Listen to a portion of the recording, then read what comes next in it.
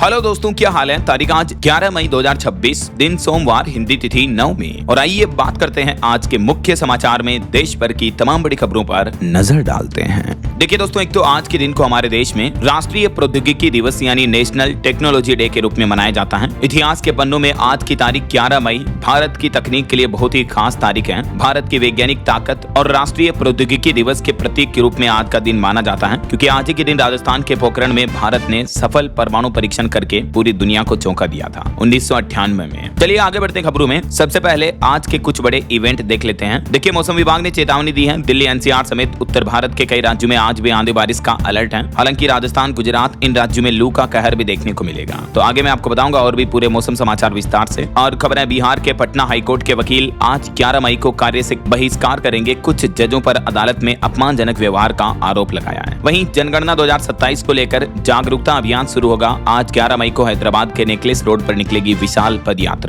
और प्रधानमंत्री नरेंद्र मोदी आज 11 मई को गुजरात के सोमनाथ जाएंगे। इससे पहले उन्होंने एक भावुक लेख भी साझा किया और पीएम के इस गुजरात दौरे को लेकर गुजरात सरकार ने तैयारियों की समीक्षा भी की है। वहीं हरियाणा सरकार भी आज 11 मई को मनाएगी सोमनाथ स्वाभिमान पर्व। मुख्यमंत्री नायब सिंह सैनी ने बताया, देश की आत्मा से जुड़ा जीवंत तीर्थ। और राजधानी दिल्ली के स्कूलों में गर्मी की छुट्टियों का ऐलान हो चुका है। आज 11 मई से लेकर अब 30 जून तक स्कूल बंद रहेंगे। समर वेकेशन शुरू होने जा रही आज से ही। 9वीं, 10वीं और 12वीं के छात्रों के लिए स्पेशल रेमेडियल क्लासेज भी लगेगी इस दरमियान। वहीं तेलंगाना सरकार ने भी बड़ा फैसला लिया है। अब आज से 99 दिनों तक चलेगा प्रजा पालन अभियान। 11 से 17 मई तक शिक्षा सप्ताह चलेगा और इसी के तहत प्रजा पालन अभियान को आगे बढ़ाया जाएगा। वहीं आज 11 मई को सीबीएसई के 12वीं बोर्ड का रिजल्ट भी जारी कर दिया जाएगा। मीडिया रिपोर्ट्स आ रही हैं, तो स्टूडेंट सीबीएसई के ऑफिशियल पोर्टल पर या डिजिलॉकर ऐप पर भी अपना रिजल्ट चेक कर सकते हैं। 12वीं के विज्ञान, कला और वाणिज्य तीनों सब्जेक्ट के परिणाम आज ही जारी कर दिए जाएंगे। वहीं आज 11 मई को जेईई एडवांस के एडमिट कार्ड भी जारी होंगे। और बिहार में देखिए, 86 दिन बाद खत्म हुई राजस्व कर्मियों की हड़ताल। अब आज 11 मई से शुरू होगा दाखिल, खारिज व अन्य काम भी। तो ये तो आज के कुछ बड़े इवेंट रहेंगे। और चलिए आगे बढ़ते हैं खबरों में। देखिए आप, ईरान अमेरिका इजराइल जंग पर बड़ी खबर आ रही कि पश्चिम एशिया में फिर से तनाव बढ़ा। ईरान के नए सुप्रीम लीडर मोजतबा खामेनेई ने ईरानी सेना को नए निर्देश दिए। आईआरजीसी ने भी कड़ी जवाबी कार्रवाई की चेतावनी दी है अमेरिका और इजराइल को।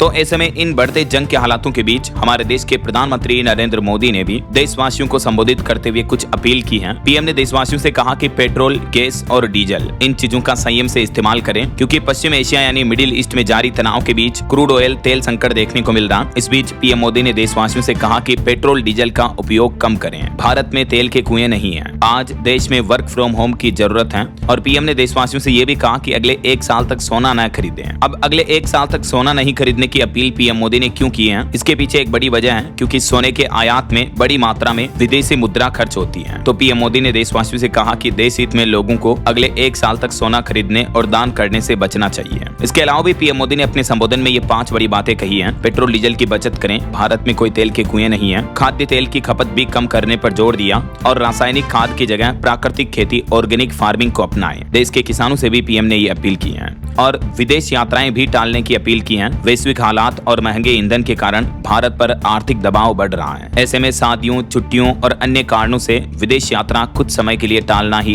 देश हित में होगा। देश के नाम प्रधानमंत्री का ये संबोधन वाकई में बहुत ही सीरियस बात है। पीएम मोदी ने कहा कि हमें आज ये संकल्प लेना होगा, अगले 1 साल तक कोई भी कार्यक्रम हो, चाहे शादी ब्याह भी हो, तो भी सोना न खरीदें। इससे हमारी विदेशी मुद्रा भी बचेगी। क्योंकि दोस्तों, गोल्ड को लेकर भारत का डेटा देखिए। ग्लोबल डिमांड में भारत की सोने में 26% तक हिस्सेदारी है। भारत दुनिया में सोने का दूसरा सबसे बड़ा खरीदार है। पहले नंबर पर चाइना और सेकंड नंबर पर भारत आता है। ये डेटा आप देख सकते हैं। और इतना ही नहीं, इन युद्ध के हालातों की वजह से हमारे देश की पेट्रोलियम कंपनियों को भी बड़ा घाटा हो रहा है। देखिए आप डेटा, तेल कंपनियों को हर दिन तकरीबन 1700 करोड़ का घाटा हो रहा है। कंपनियों का कहना है कि लागत बढ़ी हुई है, फिर भी पेट्रोल डीजल के दाम नहीं बढ़े हैं। इस वजह से देश पर आर्थिक बोझ बढ़ रहा है। ऑन एवरेज हर दिन 1700 करोड़ का नुकसान। पिछले 10 सप्ताह में देश की ऑयल कंपनियों को 1 लाख करोड़ का घाटा हुआ है। और इसके पीछे वजह यही है कि वैश्विक तनाव के बीच पेट्रोल डीजल के दाम कंपनियों ने नहीं बढ़ाए हैं। इतना ही नहीं, महंगाई का ये असर आने वाले कई लंबे समय तक जारी रह सकता है। कच्चा तेल वगैरह महंगा बना रह सकता है, तो इससे भी भारत की अर्थव्यवस्था पर और बोझ पड़ेगा। एबीडी यानी एशियन डेवलपमेंट बैंक की तरफ से भी ये लेटेस्ट रिपोर्ट सामने आ रही है। मैंने आपको महंगाई को लेकर दुनिया भर की एक रिपोर्ट बताई थी अभी 1 दिन पहले, कल के न्यूज बुलेटिन वाले अपडेट में, कि दुनिया भर में खाने पीने की चीजें 3 साल के सबसे उच्चतम स्तर पर महंगाई पर चल रही हैं अभी। क्योंकि अमेरिका ईरान जंग की वजह से सप्लाई चेन टूटने का असर दिख रहा है और यूएन यूनाइटेड नेशंस का भी कहना है कि अभी तो और दाम बढ़ेंगे। तो कहने का मतलब दुनिया भर में महंगाई और चरम पर बढ़ने वाली है। हमारे देश में भी रिपोर्ट आ रही कि साबुन, डिटर्जेंट, बिस्किट समेत रोजमर्रा के कई सामान महंगे होंगे। Britannia, Dabur, HUL, Hindustan Unilever समेत कई सारी FMCG कंपनियां दाम बढ़ाने की तैयारी कर चुकी हैं। तो इस वजह से महंगाई दिनों दिन और बढ़ सकती है। तो हम सभी भारतीयों को मिलकर इन मुश्किल हालातों से लड़ना होगा। पीएम मोदी ने देशवासियों से अपील करते हुए कहा कि जैसे कोरोना काल में हमने वर्क फ्रॉम होम जैसी व्यवस्थाएं अपनाई, मिलकर चुनौतियों का सामना किया, तो देश हित में आवश्यक है कि हम इन प्रक्रियाओं को फिर से शुरू करें।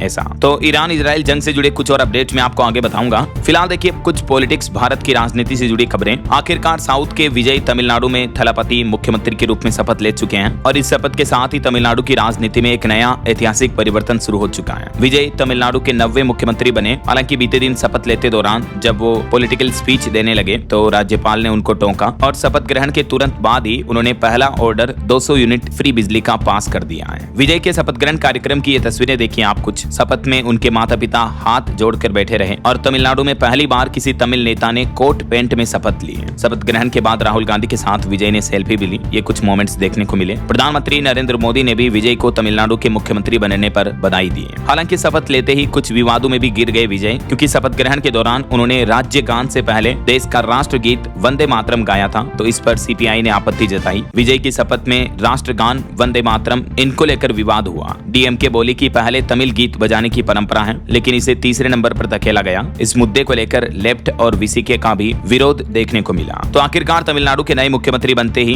विजय ने 200 यूनिट फ्री बिजली, महिलाओं की सुरक्षा के लिए प्रोटेक्शन टास्क फोर्स बनाने का ऐलान भी कर दिया है। बाकी और भी दोस्तों, विजय ने मुख्यमंत्री की शपथ के तुरंत बाद क्या क्या बड़े फैसले लिए, इस बारे में अगर आप विस्तार से जानकारी देखना चाहते हो तो DLS न्यूज चैनल पर मैंने कल एक अलग से वीडियो डाला है, आप ये वीडियो देख लीजिएगा। चलिए अगली खबर है, तमिलनाडु विधानसभा का पहला सत्र भी आज 11 मई को आयोजित होगा और फिर तमिलनाडु की राजनीतिक टीम में स्पीकर और डिप्टी स्पीकर का चुनाव 12 मई को होगा कल। मुख्यमंत्री विजय ने CM शपथ के बाद ये भी बड़ा ऐलान किया। तो विजय के साथ ही आखिरकार तमिलनाडु और पश्चिम बंगाल में तो विधानसभा चुनाव के नतीजों के बाद नई सरकारें शुरू हो चुकी हैं। इधर असम में खबर आ रही कि हिमंत बिश्व शर्मा लगातार दूसरी बार असम के मुख्यमंत्री बनेंगे। राजग विधायक दल के नेता चुने गए और ऐसे में असम में भी हिमंत बिश्व शर्मा का शपथ ग्रहण समारोह कल 12 मई को होगा। लेकिन केरल की राजनीति में अभी भी मुख्यमंत्री पद को लेकर सस्पेंस बरकरार है। हालांकि बीते दिन भी दिल्ली में इस मुद्दे को लेकर लंबी बैठक हुई, लेकिन देखा जाए तो अभी भी केरल राज्य में कांग्रेस ये तय नहीं कर पा रही कि आखिर मुख्यमंत्री किसको बनाया जाए। CM पद को लेकर अभी भी सस्पेंस बरकरार है। कांग्रेस ने दावेदारों के पोस्टर हटवाए। दावा किया जा रहा है कि विधायकों का वेणुगोपाल को समर्थन मिला है मुख्यमंत्री के लिए,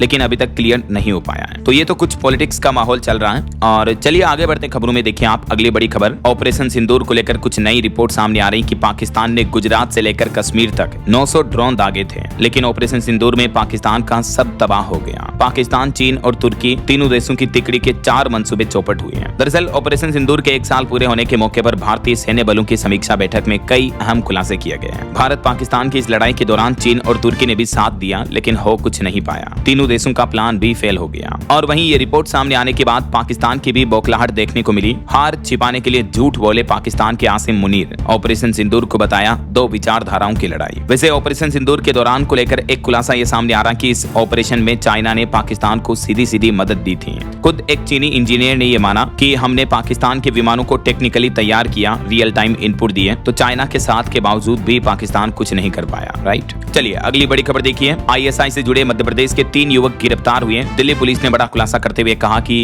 इनका प्लान था मंदिर, ढाबा और मिलिट्री कैंप उड़ाने वाले थे। इन्होंने इनकी तस्वीरें भी पाकिस्तान भेजी हैं। देखिए भारत में ही रहकर भारत के साथ गद्दारी करते हैं ये। इन देशद्रोहियों को तो सच में कड़ी से कड़ी सजा मिलनी चाहिए। चलिए खबर है, प्रधानमंत्री नरेंद्र मोदी ने कर्नाटक के बंगलुरु में ध्यान मंदिर का उद्घाटन किया। आर्ट ऑफ लिविंग के 45 साल पूरे होने के मौके पर शिक्षा, स्वास्थ्य और पर्यावरण से जुड़ी 9 पहल भी शुरू की है। चलिए अगली बड़ी खबर देखिए दोस्तों। नॉर्थ कोरिया में एक नया कानून लागू हो चुका है। अगर किम जोंग की हत्या हुई तो नॉर्थ कोरिया न्यूक्लियर अटैक करेगा। उत्तर कोरिया के संविधान में ही ये नया प्रावधान जोड़ दिया गया है। हाल ही में आपको पता होगा अमेरिका के हमले में जो ईरानी सुप्रीम लीडर की मौत हुई, उसके बाद नॉर्थ कोरिया ने अपने संविधान कानून में ये बदलाव किया और बड़ा फैसला लिया है। अगर कोई देश नॉर्थ कोरिया यानी उत्तर कोरिया के सुप्रीम लीडर किम जोंग उनकी हत्या कर देता है या किसी विदेशी हमले के दौरान वे लीडरशिप करने की हालत में भी नहीं रहते हैं, तो उत्तर कोरिया तुरंत परमाणु हमला करेगा। उनके देश में यह नया एक्ट लागू हो चुका है। और एक श्रद्धांजलि, कर्नाटक में शोक की लहर देखने को मिली। कैबिनेट मंत्री डी सुधाकर का 66 वर्ष की उम्र में निधन हो गया। ईश्वर इनकी आत्मा को शांति दे। वहीं एक रिपोर्ट आ रही कि एयर इंडिया में सख्ती, पिछले 3 साल में 1000 से ज्यादा कर्मचारियों को नौकरी से निकाल दिया गया। कंपनी के CEO बोले कि अगर नियम तोड़े तो हम बख्शेंगे रुकेंगे नहीं। और खबर आ रही झारखंड में पर्यटन को मिलेगा डिजिटल बढ़ावा, जल्द ही लागू होगी इन्फ्लुएंसर एंगेजमेंट पॉलिसी।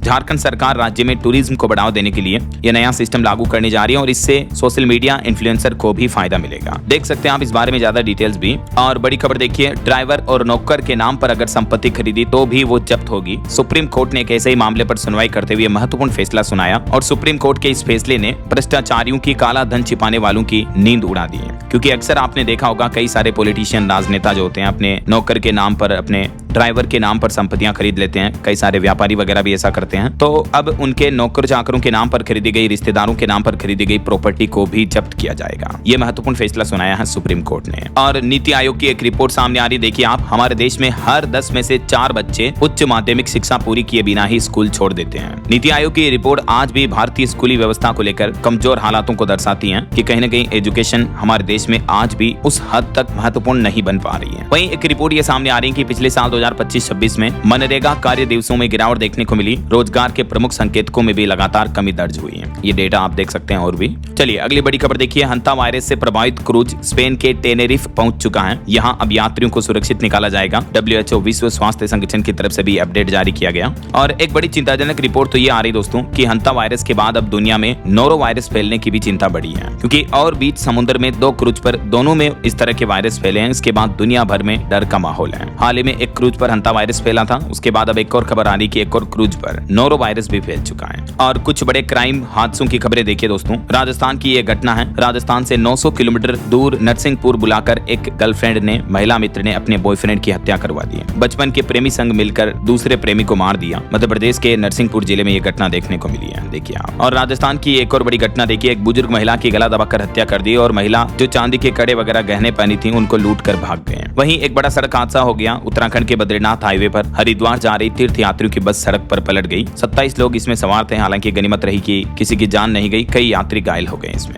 वहीं ईरान अमेरिका इजराइल जंग पर बड़ी खबर आ रही, देखिए आप। हॉर्मुज रूट में फिर से गहरा संकट छाया। पिछले 24 घंटे से एक भी जहाज यहां से नहीं गुजरा। अब संयुक्त राष्ट्र UN में ईरान पर बड़ी कार्रवाई की भी मांग की गई है। और एक रिपोर्ट तो ये सामने आ रही कि ईरान ने समुद्र में 3000 बैरल तेल भी बहा दिया। ऑयल स्टोर की जगह कम पड़ रही है तो ईरान ने वो तेल समुद्र में फेंक दिया। हॉर्मुज संकट और अमेरिकी प्रतिबंधों का साइड इफेक्ट देखने को मिल रहा है। और इस बीच पश्चिम एशिया संघर्ष में एक नया मोड़ सामने आया। ईरान ने अमेरिका के प्रस्ताव का जवाब भेजा और पाकिस्तान के जरिए दिल की बात बताई। रिपोर्ट के मुताबिक तेहरान यानी ईरान जो है वो फिलहाल केवल युद्ध विराम और क्षेत्रीय शत्रुता रोकने पर बातचीत करना चाहता है। ये अमेरिका को नया प्रस्ताव भेजा ईरान ने ऐसा। वहीं देखिए UN प्रमुख ने यूक्रेन व रूस के बीच युद्ध विराम और कैदियों के आदान प्रदान का भी स्वागत किया। जल्द ही दोनों देशों के 1000 कैदियों की अदला बदली होगी। और इधर ईरान के IRGC का कहना कि हमले के लिए हम भी तैयार हैं। US यानी अमेरिका के प्रस्ताव पर ईरान की प्रतिक्रिया का इंतजार कर रहे हैं डोनाल्ड ट्रंप। इस बीच रूस के राष्ट्रपति व्लादिमीर पुतिन का भी एक बड़ा बयान सामने आया। उन्होंने कहा कि हम भी यूक्रेन के साथ शांति समझौते के लिए तीसरे देश में मिलने को तैयार हैं। यानी जैसे ईरान अमेरिका की जंग की बातचीत पाकिस्तान में हो रही है ना, वैसे ही पुतिन का कहना कि रूस यूक्रेन की जंग की बातचीत भी किसी तीसरे देश की मध्यस्थता में हम करने के लिए तैयार हैं। और व्लादिमीर पुतिन ने यह भी कहा कि रूस यूक्रेन युद्ध का अंत अब करीब आ गया है। पुतिन का यह बड़ा बयान देखने को मिला। उन्होंने कहा कि इसके लिए पश्चिमी अभिजात वर्ग जिम्मेदार है। और इधर अमेरिका और ईरान के बीच बहुत कठिन संघर्ष और बढ़ सकता है। पुतिन ने इसको लेकर भी कहा कि ईरान के परमाणु हथियार बनाने का कोई सबूत नहीं है।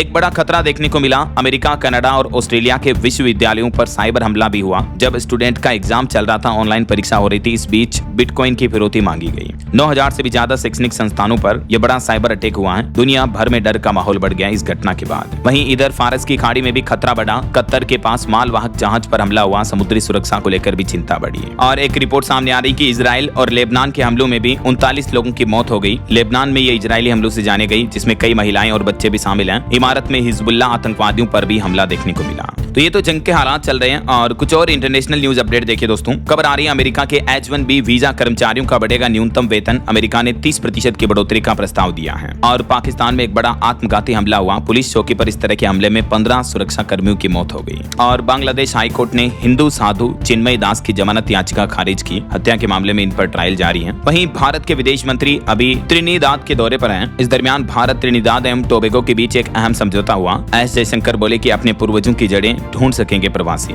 क्या समझौता हुआ देख सकते हैं आप इसके बारे में डिटेल्स भी। चलिए अगली बड़ी खबर देखिए, हमारे देश में सतर्कता शिकायतों के लिए सीपीसीबी ने कुछ नए नियम जारी किए हैं। पारदर्शिता बढ़ाने और भ्रष्टाचार रोकने पर खास जोर दिया जाएगा। सीपीसीबी यानी केंद्रीय प्रदूषण नियंत्रण बोर्ड की तरफ से ये नई गाइडलाइंस जारी की गई है, जिसका मुख्य उद्देश्य यही है भ्रष्टाचार फर्जीवाड़े पर लगाम लगाना। इस गाइडलाइन में क्या क्या दिशा निर्देश जारी किए गए हैं देख सकते हैं आप जानकारी। बहरहाल अभी तो अपन कुछ और महत्वपूर्ण और काम की खबरें देखेंगे दोस्तों, लेकिन फिलहाल वक्त तो चला है आज के ताजा मौसम समाचार जानने का।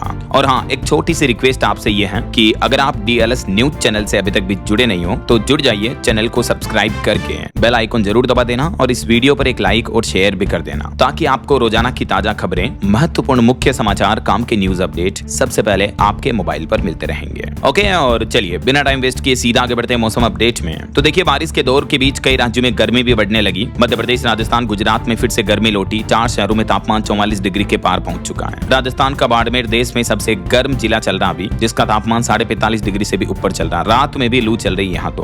हालांकि बीते दिन मध्य प्रदेश समेत 4 राज्यों में बारिश भी हुई। बिहार में भी ओले गिरे। राजस्थान में आंधी से एक शख्स की मौत भी हो गई। वहीं मौसम विभाग का कहना है कि दिल्ली एनसीआर में मौसम फिर से करवट लेगा। अब आज से अगले 2 दिन राजधानी दिल्ली में बारिश का येलो अलर्ट है। 11-12 मई को दिल्ली के अलग अलग इलाकों में पश्चिमी विक्षोभ सक्रिय होने के चलते बारिश देखने को मिलेगी। कुछ और अलग अलग राज्यों की मौसमी स्थितियां देखिए आप। राजस्थान में हीट वेव के साथ आंधी बारिश का अलर्ट है। कुछ जिलों में 45 डिग्री तक तापमान पहुंच चुका है। सूरज का पारा फिर से बढ़ने लगा। बाड़मेर, जैसलमेर में तापमान 45 डिग्री के ऊपर चल रहा है। वहीं मध्य प्रदेश में अब फिर से लू चलेगी। आंधी बारिश का दौर थमेगा। रतलाम में तापमान 44 डिग्री पहुंचा। बात करें बिहार की तो राजधानी पटना समेत 9 जिलों में भारी बारिश का रेड अलर्ट है। तेज आंधी की भी चेतावनी। बिहार के कटिहार में बारिश हुई। नालंदा, शेखपुरा में भी ओले गिरे। वैसे बिहार के किन 19 जिलों में बारिश का अलर्ट है ये देख सकते हैं आप मानचित्र में, मौसम विभाग द्वारा जारी बुलेटिन अलर्ट भी। वैसे बिहार से एक खबर आ रही कि मॉडल हीट एक्शन प्लान विकसित करने वाला देश का पहला जिला बन चुका है बिहार का पटना। हीट वेव जोखिमों से निपटने की प्रशासन की नई तैयारी है। और छत्तीसगढ़ में देखिए, आज भी आंधी बारिश का अलर्ट। बदल सकता है मौसम का मिजाज। अगले 2 दिन यही हालात रहेंगे, उसके बाद फिर गर्मी बढ़ेगी। उत्तर प्रदेश में भी 2 दिन बाद फिर बिगड़ेगा मौसम। 12 मई से आंधी बारिश का अलर्ट रहेगा। और झारखंड में देखिए, बीते दिन आकाशीय बिजली गिरने से 5 लोगों की मौत हो गई। आज भी आंधी बारिश और वज्रपात का अलर्ट है। ट्रफ लाइन और साइक्लोनिक सर्कुलेशन का असर दिख रहा है। हरियाणा में भी आज रात से आंधी चलेगी। 7 जिलों में गरज चमक के साथ बूंदाबांदी की संभावना है। और पंजाब, चंडीगढ़ में भी आज से फिर बदलेगा मौसम। धूल भरी आंधी के साथ बारिश की चेतावनी है। वहीं पहाड़ी राज्यों की बात करें तो देखिए आप, हिमाचल प्रदेश में भी अब अगले 5 दिन मौसम खराब रहेगा। आज से बारिश और ओलावृष्टि का अलर्ट है। 40 किलोमीटर प्रति घंटा की रफ्तार से हवाएं भी चलेगी। इधर उत्तराखंड में भी 5 पहाड़ी जिलों में बारिश की चेतावनी जारी हुई। मैदानी इलाकों में 4 डिग्री तक तापमान बढ़ेगा।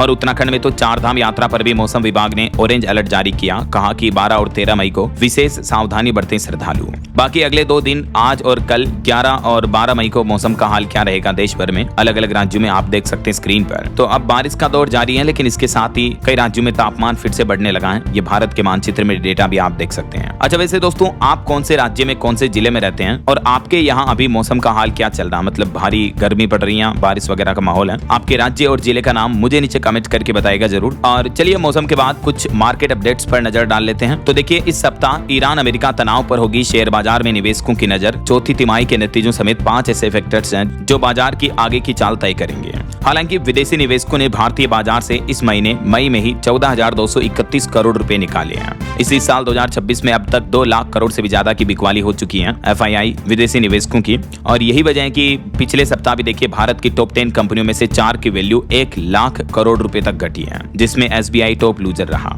और खबर देखिए, अमेरिका में एक भारतीय मूल के अनिल कोचर ने दिखाया बड़ा दिल। 176 छात्रों का एजुकेशन लोन चुका दिया इन्होंने। आखिर दिल जो भारतीय है इनका, ऐसे भारतीय दिलदार शख्स को वाकई में दिल से सैल्यूट। चलिए आगे बढ़ते खबरों में देखिए आप, अगली बड़ी खबर, ब्रिक्स समिट में दिखेगा भारत का दबदबा। अमेरिका के साथ कारोबार में बातचीत आगे बढ़ाना प्राथमिक मुद्दा होगा भारत का।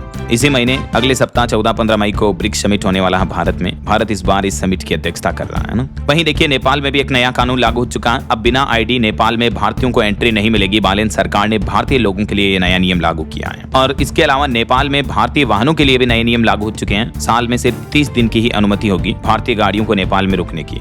और रेल पर पथराव की एक बड़ी घटना देखिए, बीते दिन उत्तर प्रदेश के कानपुर शताब्दी एक्सप्रेस समेत कई ट्रेनों पर पथराव हुआ। शीशे टूटे, यात्रियों ने गेट बंद कर कोच में बचाव किया। चलिए अगली खबर देखिए, अब एक ही कार्ड से कर सकेंगे पूरे देश में बस और मेट्रो का सफर। DMRC यानी दिल्ली मेट्रो रेल कॉर्पोरेशन की तरफ से RuPay on the go kart launch किया गया है, जिससे राजधानी वासियों को ये नई सुविधा मिलेगी। इस NCMC स्मार्ट कार्ड की मदद से एक ही कार्ड से अब आप मेट्रो, बस समेत कई सेवाओं के लिए भुगतान कर पाएंगे। DMRC का कहना है कि अगले 10 दिनों में ये कार्ड सभी मेट्रो स्टेशन पर उपलब्ध हो जाएगा। वहीं भारत के लिए एक बड़े गर्व की बात देखिए, भारत के जखीरे में जल्द ही शामिल होगी अजय हाइपरसोनिक मिसाइलें। DRDO ने स्क्रैम जेट इंजन का भी सफल परीक्षण कर लिया है। ध्वनि से भी 5 गुना तेज हाइपरसोनिक मिसाइल तकनीक में भारत ने ये बड़ी सफलता हासिल की है। वहीं टेक न्यूज से खबर देखिए, आपका सर्च करने का तरीका बदलने जा रहा। गूगल 5 नए AI फीचर्स ला रहा है। अब काम की जानकारी ऑनलाइन ढूंढना और भी आसान होगा। गूगल अपने AI टूल्स यानी AI ओवरव्यूज और AI मोड को अपडेट करते हुए 5 नए फीचर्स पेश किए हैं। यूजर्स अब एक्सपर्ट सलाह भी ले पाएंगे। आप गूगल सर्च करते दौरान अपने पसंदीदा सोर्स को आसानी से देख पाएंगे, लिंक प्रीव्यू भी मिलेगा और पसंद के हिसाब से आपको सुझाव सजेशन भी मिलेंगे। चलिए अगला अपडेट देखिए दोस्तों, बिहार में उद्योगों को मिलेगी नई रफ्तार, 11 जगहों पर बनेगी सैटेलाइट सिटी। भाजपा के राष्ट्रीय अध्यक्ष नितिन नवीन की तरफ से ये बड़ी घोषणा की गई है। 2025 से 2030 तक बिहार सरकार का ये प्लान जो था, इसके तहत ये 11 सिटी विकसित की जाएगी ऐसा। और खबर है, उड़ीसा पुलिस का सुपर एक्टिव मोड शुरू होने जा रहा। अब हर सुबह 9 बजे थानों में होगी ब्रीफिंग परेड। DGP की तरफ से सख्त निर्देश जारी किए हैं उड़ीसा के पुलिस कर्मियों के लिए। और एक बड़ी खबर देखिए दोस्तों, भारत में पाकिस्तान का पंखा चलता हुआ मिला मदरसे में। पुलिस जांच में बड़ा खुलासा हुआ, सामने आया तीसरे देश का कनेक्शन। मामला यूपी के कुशीनगर जिले का है, देख सकते हैं आप। और बीते दिन हरियाणा के निकाय चुनाव संपन्न हुए। 54.7% मतदान हुआ। 13 मई को इनके परिणाम आएंगे। एक जगह फर्जी वोट डालता हुआ भी पकड़ा गया युवक। वहीं देश में चल रहे LPG गैस सिलेंडर की किल्लत के बीच नए घरेलू गैस कनेक्शन देने पर रोक लगाई गई है। सिर्फ पुराने कनेक्शन ही ट्रांसफर हो सकेंगे। ये भी नया आदेश जारी हो चुका है। और वहीं देखिए, तमिलनाडु के नए मुख्यमंत्री के रूप में कुर्सी संभालते ही विजय ने देश के प्रधानमंत्री नरेंद्र मोदी को भी धन्यवाद कहा और राज्य के विकास के लिए सहयोग भी मांगा। चलिए खबर देखिए, राजस्थान की राजधानी जयपुर मेट्रो के फेज 2 को मिली रफ्तार। 41 किलोमीटर लंबी नई मेट्रो लाइन से बदलेगा ट्रांसपोर्ट सिस्टम भी।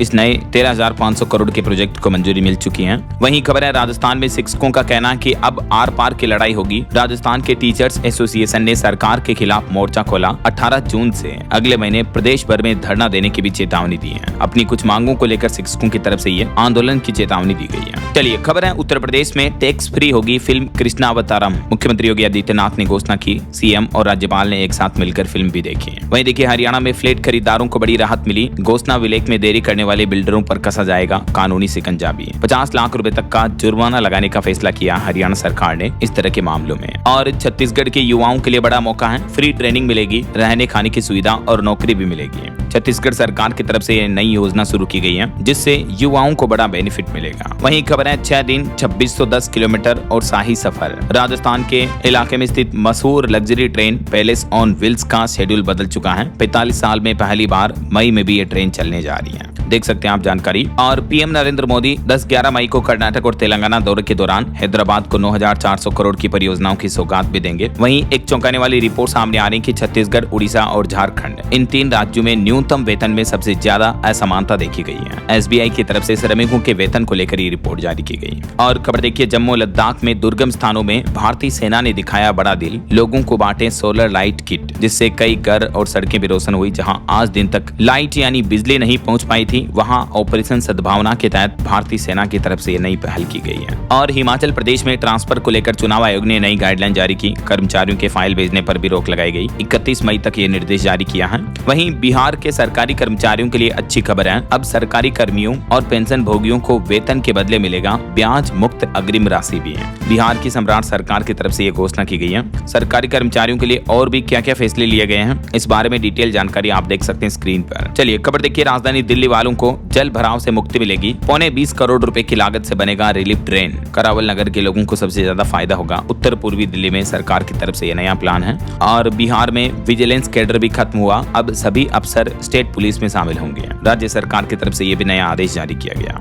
वहीं राजधानी दिल्ली की झुग्गी बस्तियों में टीबी के 12,000 से ज्यादा मामले सामने आए। 42% एक्स्ट्रा पल्मोनरी टीबी केस ने चिंता भी बढ़ाई है। हालिया सर्वे में ये रिपोर्ट सामने आ रही है। और हरियाणा में लोगों की मौतों को लेकर चौंकाने वाली रिपोर्ट देखिए आप। रोजाना 9 मौत हो रही है। एक साल में 3360 तो इस तरह के मामले देखने को मिले जिनमें लोगों ने खुद की जीवन लीला अपने आप ही समाप्त कर ली। रणदीप सुरजेवाला ने एनसीआरबी के आंकड़ों पर भी चिंता जताई। और राजधानी दिल्ली में अनाथ युवाओं को मिलेगा सरकार का साथ, शिक्षा और रोजगार समेत कई नई सुविधाएं भी दी जाएगी। जी हाँ, दिल्ली सरकार 18 साल की आयु पूरी करने वाले अनाथ और बाल संरक्षण गृहों से बाहर आने वाले युवाओं के लिए ये नई योजना को मंजूरी दी है, जिसके तहत 3.5 करोड़ रुपए का बजट भी निर्धारित किया गया, तो ये फायदा मिलेगा। वहीं बिहार में परिवहन विभाग बनेगा रोजगार का बड़ा जरिया। मेन सड़कों पर बनेंगे चार्जिंग स्टेशन भी। बिहार के परिवहन मंत्री राउत की तरफ से बड़ी घोषणा की गई है। और भारत अफ्रीका समिट पर एक अपडेट आ रहा। 28 मई से दिल्ली में 2 बड़े अंतर्राष्ट्रीय सम्मेलन होंगे। G20 जैसी तैयारियां की जाएगी। सड़कें और होटल भी चकाचक किए गए हैं। 28 मई से लेकर 1 जून तक ये भारत मंडपम में 2 बड़े आयोजन होने जा रहे हैं, देख सकते हैं आप। वहीं देखिए, दिल्ली एनसीआर में मिर्गी मरीजों को बड़ी राहत मिलेगी। दिल्ली एम्स में महंगे टेस्ट अब फ्री होंगे। मरीजों को कई नई सुविधाएं भी मिलेगी। जो एपिलेप्सी मिर्गी की बीमारी है उसके मरीजों के लिए राहत की खबर है। और खबर देखिए, हिमाचल प्रदेश में इलेक्ट्रिक बसों की शुरुआत हो चुकी है। सोलन पहुंची 25 नई बसें, जल्द ही इनका परिचालन भी शुरू होगा। वहीं देखिए दोस्तों, उत्तर प्रदेश में योगी मंत्रिमंडल 2.0 का विस्तार हुआ। 8 नए मंत्रियों ने शपथ लिए। जातीय और क्षेत्रीय समीकरणों को भी ध्यान में रखा गया है। वैसे तो टोटल 6 नए मंत्री बने योगी मंत्रिमंडल में, 2 का प्रमोशन हुआ। शपथ के बाद राज्यपाल और मुख्यमंत्री के पैर छुए। कृष्णा पासवान ने जय श्री राम के नारे भी लगाए। तो इस मंत्रिमंडल विस्तार के साथ ही अब यूपी में टोटल 60 हो चुकी है योगी कैबिनेट में मंत्रियों की संख्या। चुनाव के 1 साल पहले ये विस्तार किया गया है। वहीं उत्तर प्रदेश के सरकारी स्कूलों में भारतीय भाषा ग्रीष्मकालीन शिविर का आयोजन होगा। पहली बार बच्चे सांकेतिक भाषा भी सीखेंगे। 13 से 19 मई तक ये अभियान चलेगा यूपी में। उत्तर प्रदेश के सभी सरकारी स्कूलों में भाषा संगम अभियान शुरू होने जा रहा। योगी सरकार सिखाएगी भारतीय भाषाओं का हुनर और सांकेतिक संवाद भी है। वहीं देखिए, उत्तर प्रदेश नोएडा में भी साप्ताहिक बाजारों के लिए नई व्यवस्था लागू हुई। लोगों को ट्रैफिक जाम से मुक्ति मिलेगी। ये नया प्लान है नोएडा प्राधिकरण का। और टेक न्यूज से खबर देखिए, छोटे कारोबारियों के लिए फोन पे कंपनी ने नया AI फीचर लॉन्च किया है, जिसकी मदद से मर्चेंट्स कुछ ही मिनट में अपने पेमेंट गेटवे को जोड़ पाएंगे। और नौकरी करने वालों के लिए सबसे बड़ी खबर आ रही है। आज से पूरी तरह लागू हो चुके हैं 4 नए लेबर कोड्स। जो 29 पुराने श्रम कानून थे उनको केंद्र सरकार ने पूरी तरीके से खत्म कर दिया है। और ये 4 नए लेबर कोड्स में क्या क्या बेनिफिट मिलेंगे देश के श्रमिकों को, मजदूरों को, वैसे तो इस बारे में डिटेल जानकारी मैंने आपको DLS न्यूज चैनल पर पहले भी बताई हुई है, बाकी आप देख सकते हैं स्क्रीन पर। वहीं देखिए, बैंकिंग क्षेत्र में भी अब AI का इस्तेमाल होगा। प्राइवेट सेक्टर के एक्सिस बैंक ने लॉन्च किया smart compliance tool. Axis bank ने करंट अकाउंट ग्राहकों के लिए नया AI टूल लॉन्च किया, जिसकी मदद से उनको ये नई फैसिलिटी मिलेगी। और बिहार में भी बड़ा प्रशासनिक फेरबदल हुआ। 16 IPS और 11 IAS अफसरों का तबादला किया गया। कुमार रवि बने स्वास्थ्य विभाग के सचिव भी। कुछ और स्टेट न्यूज अपडेट देखिए दोस्तों। राजस्थान के बाड़मेर में Haridwar summer holiday special train आज से शुरू होने जा रही है। और बिहार में तेजस्वी यादव बिहार यात्रा से संगठन को धार देंगे। पटना से निकलकर सभी जिलों में पहुंचेगा मिशन 2026। वहीं बिहार पटना मेट्रो का पहला इंटरचेंज स्टेशन अगस्त में शुरू होगा। और बिहार सरकार का कहना कि राज्य तभी मजबूत बनेगा जब व्यापार और उद्योग मजबूत होगा। वहीं चंडीगढ़ को भी 328 इलेक्ट्रिक बसें मिलने का रास्ता साफ हुआ। केंद्र सरकार ने टेंडर भी लगाया। और पंजाब में देखिए, दिल्ली लुधियाना की पहली फ्लाइट 15 मई को उड़ान भरेगी। चंडीगढ़ एयरपोर्ट भी 16 शहरों से जुड़ चुका है। 1 जुलाई से नोएडा के लिए भी 2 नई फ्लाइट शुरू होगी यहाँ से। चलिए कुछ एजुकेशनल अपडेट्स देख लेते हैं फटाफट से। देखिए, राजस्थान में कृषि विज्ञान भर्ती परीक्षा 2022 पेपर लीक का बड़ा खुलासा हुआ। पूर्व RPSC सदस्य बाबूलाल कटारा समेत 3 लोगों को गिरफ्तार किया गया। जांच में पता चला कि 60 लाख में इन्होंने पेपर बेचा था। देखिए, ये बड़े बड़े लेवल के अधिकारी किस तरह से स्टूडेंट के साथ, उनके भविष्य के साथ खिलवाड़ कर रहे हैं यार। वहीं खबर है, हिमाचल प्रदेश में 6200 शिक्षकों की भर्ती प्रक्रिया भी स्थगित हो सकती है। निर्वाचन आयोग ने शिक्षा विभाग को यह पत्र भी भेजा है। और बीते दिन हिमाचल बोर्ड ने 10वीं का रिजल्ट जारी कर दिया। कांगड़ा की अनमोल बनी स्टेट टॉपर। 700 में से सिर्फ 1 अंक कम रहा। 699 अंक मिले इन्हें। इनका कहना कि रोजाना घर में 6 घंटे पढ़ाई की इन्होंने। मेनी कांग्रेट्स ये हिमाचल स्टेट टॉपर अनमोल को। वहीं हरियाणा लोक सेवा आयोग ने HPSC PGT के एडमिट कार्ड आज जारी करने का ऐलान किया। 17 मई को यह परीक्षा होगी। और उत्तराखंड के 200 सरकारी स्कूलों में प्रोफेशनल कोर्स बंद हुए। 20,000 बच्चे अदर में चल रहे हैं अभी। और बिहार में साइबर ट्रेजरी के लिए 23 पदों पर जल्द ही नियुक्ति होगी। ओके, और एजुकेशन अपडेट के बाद कुछ खेल समाचार से जुड़ी खबरें देखिए आप। IPL में मुंबई आखिरी बॉल पर हारी, प्लेऑफ रेस से बाहर हुई। बेंगलुरु 2 विकेट से जीती। कुणाल ने भी 73 रन बनाए। भुवनेश्वर को 4 विकेट मिले हैं। वैसे IPL में लखनऊ भी प्लेऑफ की रेस से बाहर हो चुकी है। चेन्नई ने 5 विकेट से हराया। और चलिए अंत में आज के राशिफल पर नजर डाल लेते हैं। देखिए दोस्तों, आज कर्क राशि वालों को प्रॉपर्टी डील में फायदा मिलेगा। मिथुन राशि वालों को भी बिजनेस में अच्छी खबर। और मीन राशि वालों को रुका पैसा मिल सकता है। और भी कुछ अलग अलग राशियों का राशिफल आप देख सकते हैं स्क्रीन पर। और हाँ दोस्तों, आप मुझे कमेंट करके बताइए कि जीके का क्वेश्चन है ये, भारत के किस राज्य की तट रेखा यानी कोस्ट लाइन सबसे लंबी है? ABCD 4 ऑप्शन भी दिए मैंने आपको। Which is right option? Let me know in the comment box. समक्ष सही जवाब देने वाले लोगों को रेंडमली सेलेक्ट होने पर DLS न्यूज टीम की तरफ से शानदार सरप्राइज गिफ्ट जीतने का मौका मिलेगा। और इसी के साथ ही अगर आपको वीडियो अच्छा लगा तो इसे लाइक करना, शेयर भी करना और DLS न्यूज चैनल को सब्सक्राइब करके बेल आइकन जरूर दबा देना रोजाना ऐसी इंफॉर्मेटिव जानकारियां, महत्वपूर्ण समाचार देखते रहने के लिए। ओके, ख्याल रखिएगा अपने आप का, अपने परिवार का। मिलेंगे अगले नेक्स्ट अपडेट में, तब तक के लिए जय हिंद, जय भारत, वंदे मातरम।